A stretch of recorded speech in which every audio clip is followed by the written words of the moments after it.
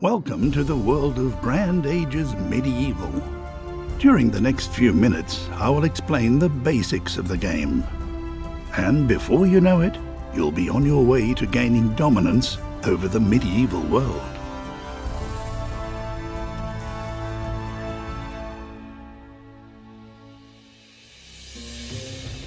Build your empire. At the beginning of the game, you have the option of choosing between campaign, multiplayer mode, and an open game. Campaign is the best place to start in the world of Grand Ages Medieval.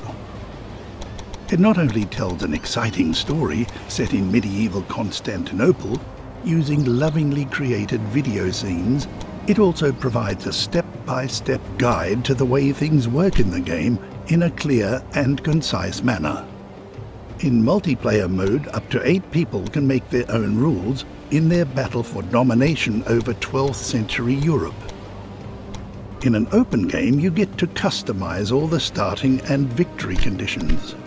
Once you've started a game, you can zoom, rotate, and move the camera about freely in the game world. Take a look at your first town first. In the role of town leader, you will enter a high-stakes game and become ruler of all of Europe. You'll be able to see how many inhabitants your town has and which goods are currently being produced. Depending on its location, each town can produce up to 5 different goods. For example, if a town is located near a body of water, fish can be caught and traded there. The production quantity depends on the number of available businesses. In total, there are 20 different commodities in the world of Grand Ages Medieval, and every town will require all of these as time goes by. In order to satisfy the demand for these goods, expansion, trade, and shrewd planning are necessary. Discover the world. Use scouts to explore the area around your first town, and you will soon encounter other towns. Use the diplomacy menu to establish contact with their respective leaders and negotiate various treaties, make demands, or offer gifts. Apart from the quality of your offer, the success of your diplomatic endeavors also depends on your sympathy value with the corresponding leader. To increase your sympathy value, you can, in addition to gifts, increase the town's prosperity with brisk trade.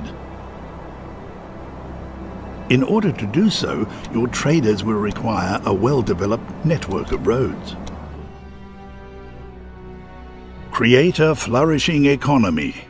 Once you have found trading partners and developed your road network, you will be able to hire traders at the inn. Fill their carts with commodities which you yourself have produced at low cost and send them to foreign towns to satisfy the demand for these goods there, and of course to earn a little gold as well.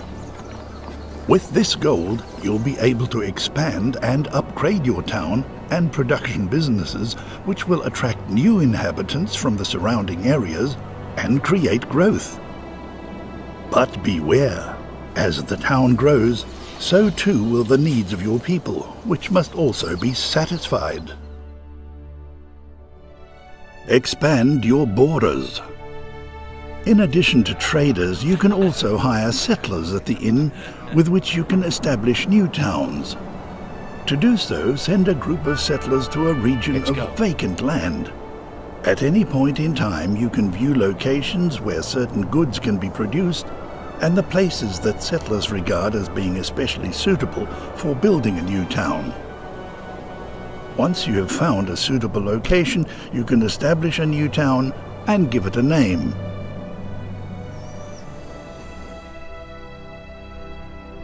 Recruit a terrifying army.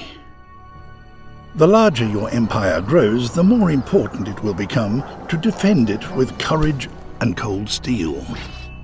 At the barracks, you can hire various military units for this purpose and build a powerful army that will make the ground tremble and terrify your enemies. To protect your empire, you can also erect watchtowers along your borders. If your expansion efforts are restricted by enemy borders, you can declare war upon your competitors and take over opposing towns, not only economically, but also by military force. Prevail over the forces of nature. Aside from your competitors, there is yet another enemy you must not underestimate: Mother Nature.